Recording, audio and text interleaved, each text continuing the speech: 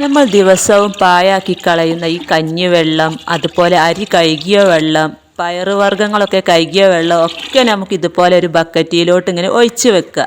എന്നിട്ട് അതിലോട്ട് ഇരട്ടി വെള്ളവും ചേർത്ത് നേർപ്പിച്ച് നമുക്ക് എല്ലാ ചെടികൾക്കും ഇത് ഒഴിച്ച് കൊടുക്കുക.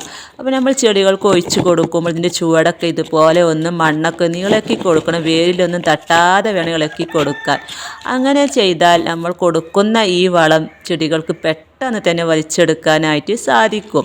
അപ്പോൾ നമ്മുടെ ആ കഞ്ഞിവെള്ളം ഇങ്ങനെ അവിടെ കെട്ടി നിൽക്കില്ല, അത് പെട്ടെന്ന് തന്നെ വേര് വലിച്ചെടുക്കുന്നതാണ്.